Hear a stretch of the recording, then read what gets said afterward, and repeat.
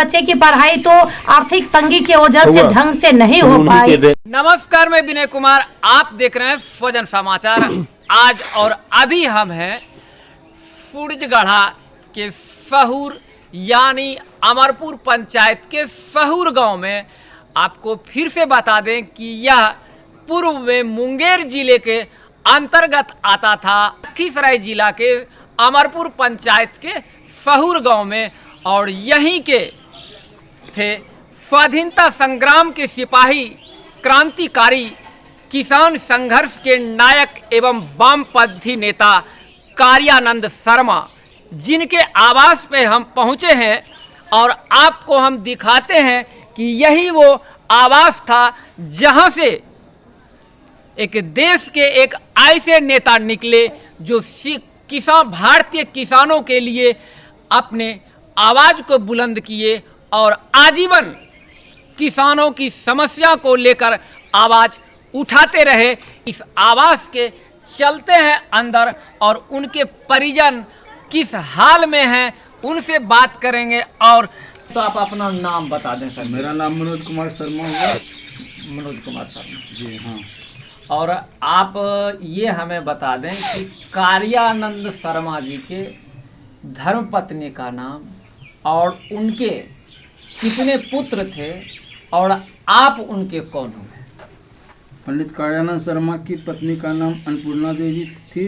उनके दो पुत्र थे, शिवानंद शर्मा और सच्चिदानंद शर्मा। सच्चिदानंद शर्मा बड़े थे, शिवानंद शर्मा जी छोटे थे। और शिवानंद शर्मा जी के छोटे लड़के हुए। और आपके कितने संतान हैं? हमको दो है, एक लड़का और एक लड़की।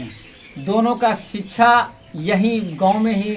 जी हाँ, दोनों का शिक्षा गांव में ही हुआ है। अभी जारी है ना? हाँ, जारी है, दोनों का शिक्षा गांव में ही। लेकिन सोच तो होगा जरूर कि जो है हम बड़े से बड़े मान लीजिए शहर में अपने बच्चे को भेजें, लेकिन इसके पीछे क्या वजह है कि आप बड़े शहर में नहीं भेज पा रहे हैं अपने बच्चे? हमारे पास उतनी आर्थिक स्थिति ऐसा नहीं है कि हम अपने बच्चे को बड़े शहर भेज सकते हैं। आर्थिक स्थिति कमजोर होने के आर्थिक स्थिति कमजोर होने की वजह से हम बच्चे को बाहर नहीं शिक्षा के लिए भेज सकते। हाँ, बरहिया, टाल, ये सब क्षेत्र से वहाँ जमींदार के खिलाफ और जितना किसान मजदूर चानन भी और किसान मजदूर या जो दलित वर्ग के जो भी हो, चाहे वो भूमियार हो, दलित वर्ग हो या जो कमजोर वर्ग के जो भी थे, उसको उठाने के लिए तो वो इतना करते थे कि जब वो खाना खाने के लिए यदा कदा जब घर कभी आते थे तो उनकी पत्नी इतने दिन पर मेरे पति देव आए हैं तो उनको खाने के लिए अच्छा खाना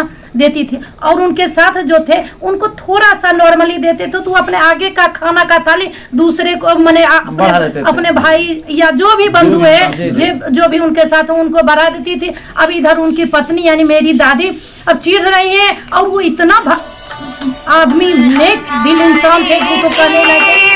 वो कहते थे इनको बोलना है, इनको बोलने दो, कुछ मत बोलो, ये जो कर रही है वो ठीक कर रही हैं, तुम खा, हम दूसरा लेके थाली खा लेंगे। इस तरह से वो बहुत उठाए, बहुत आगे बढ़ाए। अभी गांव में है ना PKS +2 पंडित कार्यानंद शर्मा उच्च विद्यालय है, पुस्तकालय है या मोहल्ला है या कार्यानंद नगर है या जो भी है उनके नाम से आप वो इससे अवगत नहीं है कि क्या क्या नहीं है। लेकिन जहाँ तक कि उनका घर है वो रह गया, थोड़े अपेक्षाकृत नीचे रह गया। किसी तरह हम सब हैं, किसी तरह जी लेते हैं। हम सोचते हैं कि अगर कुछ सरकार इस पर एक मिनट की। और मेरा कहना ये है कि आखिर उनका जो मृत्यु हुआ, हाँ, वो मृत्यु क्या नॉर्मल था या कैसे हुआ, इसके विषय में थोड़ा उनकी मृत्यु के बारे में ये है कि वो पहले से कुछ माने शुगर भी से परेशान थे और हार्ट भी, तो इसी इलाज के सिलसिला में वो मास्क हो गए। और वहाँ तो शायद कम्युनिस्ट का वहाँ गढ़ है, तो एक दिन सभा आयोजन हुआ, उसमें वो सभा में भाषण दे रहे थे। उसी समय उनकी तबीयत कुछ ज़्यादा खराब हो गई और उसके बाद वो अपने एक लिए हुए थे होटल, अच्छा उस समय का वो होटल था, नाम तो हम जानते नहीं हैं। तो वहाँ ठहरे और वहीं उनका निधन भी हो गया, तत्काल निधन हो गया। उसके बाद से उनका जो डेड बॉडी था वो यहाँ लाया गया वायुयान के माध्यम से, वायुयान के माध्यम से आया होगा। फिर यहाँ अमरपुर घाट में 21 दिन बाद उनके लाश का संस्कार हुआ। कितना दिन बाद? 21 दिन बाद उनके मृत शरीर का संस्कार हुआ। तब तो वहाँ से आने में फिर यहाँ फिर अमरपुर घाट पहुँचने में इतना दिन में 21 दिन लग गया। 21 दिन लग गया। एक चीज और ये देख लीजिए कि कहा जाए कि इस परिवार का देश के लिए इतना बड़ा योगदान रहा और इनके घर और ये इस वस्तु स्थिति देखने के बाद लग रहा है कि ये एक साधारण सी जिंदगी को जीते हैं और जीने का मुख्य वजह घर की आर्थिक स्थिति होती है। तो मेरा सवाल ये होगा कि आखिर आपके परिवार से इतने बड़े स्वतंत्रता सेनानी जमींदारों के खिलाफ, किसानों के लिए अंग्रेजों के खिलाफ हमेशा से आवाज़ बुलंद करते रहे और देश की आज़ादी में भी उनका रहा था बहुत बड़ा योगदान। तो आज के समय में भारत सरकार और बिहार सरकार आपके परिवार के प्रति क्या कोई विशेष ध्यान दिए हैं?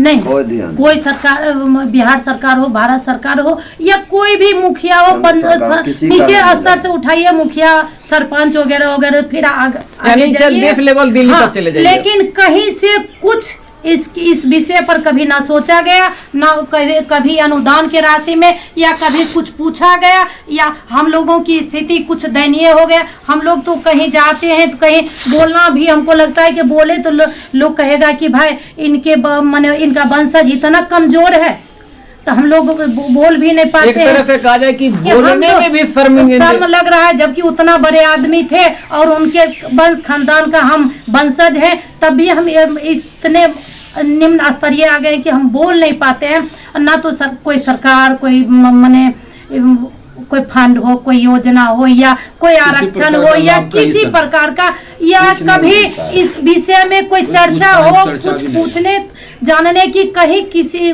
सरकार की या किसी की जरूरत नहीं समझ पा रही है। सरकार इस पर थोड़ा ध्यान दे, थोड़ा कभी तो ये परिवार उठाया होगा, जरूर कभी तो अपना इसमें लाभ काम किया होगा, वो जी जान से किया होगा। मैडम, हम चाहेंगे आखिर आपका ये जो आर्थिक स्थिति है और स्थिति इस प्रकार है कि आपके परिवार का भरण पोषण कहा जाए छोटे छोटे बच्चे को पढ़ा करके आपके पतिदेव कर रहे हैं, और हर माँ बाप की सोच होती है कि अपने बच्चे को उच्चतम से उच्चतम शिक्षा प्रदान करें, बढ़िया से बढ़िया कॉलेज हो, स्कूल हो और बढ़िया शहर में करें। लेकिन आखिर ऐसी मजबूरी है कि आप अपने बच्चे को गांव में ही रह करके पढ़ा रहे हैं। आप भारत सरकार से, बिहार सरकार से और खास करके लखीसराय जिला पदाधिकारी से कुछ अपील करना चाहेंगे? जी, मैं लखीसराय जिला पदाधिकारी से या भारत सरकार, बिहार सरकार या जो भी है उच्च पद पर, हम उनसे इतना ही अपील करना चाहेंगे कि मेरी बच्चे की पढ़ाई तो आर्थिक तंगी की वजह से ढंग से नहीं हो पाई, अब मैंने अभी भी जारी है, लेकिन ढंग से पढ़ नहीं पाया। हम चाहते भी थे कि ढंग से पढ़े, इसके लिए बहुत मशक्कत किए, बहुत मेहनत किए, लेकिन तब भी आर्थिक तंगी इतना बेस में हम सबों का कमज़ोर था कि उतना कर ही नहीं पाए जितना अभी ज़रूरी है इस समय में। तो हम अभी तत्काल में यही अपील करना चाहेंगे सरकार से कि भले अब जो हुआ सो हुआ, पीछे तो हमारी दयनीय स्थिति से हम अभी भी जूझ रहे हैं, पहले भी जूझे हैं, लेकिन अगर कोई ऐसा सार्वजनिक के कार्य होता है या कहीं जाना आना होता है या कुछ भी हो, उसमें हमें भागीदारी लेने के लिए कुछ भागीदारी लेने की कुछ इच्छा जाहिर किया जाए, तो उसके लिए कार्ड हो या फिर आमंत्रण कार्ड हो या जो भी हो, जैसे भी हो, लेकिन हमें सार्वजनिक कार्य, चाहे वो जिला में हो, राज्य में हो या जहाँ भी हो, वहाँ हमें आमंत्रित करने के लिए आमंत्रण कार्ड या फिर कहिए कोई इस तरह की राशि या फिर अनुदान या जो भी कम से कम हम अपने आप को मृत घोषित में नहीं रखें। हम जागरूक हैं। मेरे जो पूर्वज है वो अगर कुछ किए हैं, अगर पूर्वज का काम सराहनीय था, अगर पूर्वज सबों के दिलों में जान में है, तो कम से कम उनके वंशज हम हैं। तो इतना तो मुझे अधिकार बनता है, इतना मेरा अपील है दोनों तरफ से। मेरा दिल भी कहता है और हम आग्रह भी करते हैं, रिक्वेस्ट भी करते हैं कि मुझे इन सार्वजनिक जगहों में जाने का या फिर घूमने उमने का भी होता है। इस तरह से अगर कहीं हम जाना चाहें तो ऐसे इस तरह से हम शिथिल और सुसुप्त अवस्था में हम सब हो गए हैं। तो हम चाहते हैं कि थोड़ा हम पर निगाह दी जाए। जो सम्मान होता है वो सम्मान मुझे मिलना चाहिए, ये कहना है उनके पौत्र वधू का। इसी प्रकार के और एक मिनट ये और कुछ कहना चाह रहे हैं। अगर हम कहीं जा रहे हैं किसी पदाधिकारी के पास, अगर कहीं कहा जाए तो बैंके जा रहे हैं, तो उन्हें हमें एकदम से दयनीय स्थिति के जैसा इधर से कम से कम या गांव में कोई सार्वजनिक कार्य हो रहा है या जहां कहीं जिला में हो रहा है, तो हम वहां जा सके, उसमें भागीदारी ले सके, हम वहाँ को अपना भागीदारी दे सके। कम से कम इतना तो मेरे लिए सरकार आपका हक जरूर इतना मुझे मेरी इच्छा है इतना। और हम जाके ऐसा नहीं है कि हम वहाँ कुछ माने जी कहीं न कहीं हम उसका परिणाम अपने बच्चों पर भी देंगे। वहाँ से आएंगे कुछ जानकर, तो यहाँ अपने बच्चों की भी चाहेंगे कि वो जानकारी दे। कहा जाए कि पुत्र की पत्नी यानी पुत्र वधू का कहना है कि मुझे सरकार से कुछ नहीं चाहिए, लेकिन कम से कम मेरी सुध तो ली जाए, मेरे परिवार की चर्चा तो की जाए। लेकिन वो भी यानी एक तरह से सहायता तो दूर की बात, मेरी चर्चा भी नहीं की जाती है और चर्चा के विषय में सोचा भी नहीं जाता है। ना तो क्षेत्र के लोकल प्रतिनिधि, चाहे वो पंचायत के हो, विधानसभा के हो, सांसद हो या बिहार सरकार के मुख्यमंत्री हो या देश के प्रधानमंत्री हो, एक ऐसे इस घर से एक ऐसे स्वतंत्रता सेनानी और किसानों के लिए नेता निकले थे जो जीवन पर्यंत जनहित में कार्य करते रहे। लेकिन उनके परिवार की आज आर्थिक स्थिति ये है और किसी प्रकार से सरकार की ओर से कोई मदद नहीं मिलता है। और साथ साथ जैसा कि अभी देख रहे हैं और मैं दिखाना चाहूँगा कि ये देखें कि किस प्रकार से चलता है इनका परिवार का भरण पोषण। तो यह बोर्ड ही आपको दिखाएगा कि ये देखिए कि इस बोर्ड पे छोटे छोटे बच्चों को पढ़ा करके इनका परिवार का होता है भरण पोषण। लेकिन सरकार इस परिवार की ओर कहीं से भी कोई ध्यान नहीं देते हैं। सहायता तो दूर की बात, चर्चा और परिचर्चा भी नहीं करना चाहते हैं। आखिर ऐसा क्यों? मैं फिर से उनसे एक दो सवाल पूछूंगा। उनसे पूछूंगा कि यहीं पे देख लीजिए, यानी कि ये उनके दो जानकारी दें। ये देखें कि इनका कहना है कि कम से कम दुनिया तो ये जाने कि ये कार्यानंद शर्मा जी के परिजन हैं। मुझे सम्मान मिले, किसी भी सरकारी संस्थान हो, सरकारी कार्यालय हो, वहाँ लोग मुझे जाने कि ये कार्यानंद शर्मा के परिजन हैं।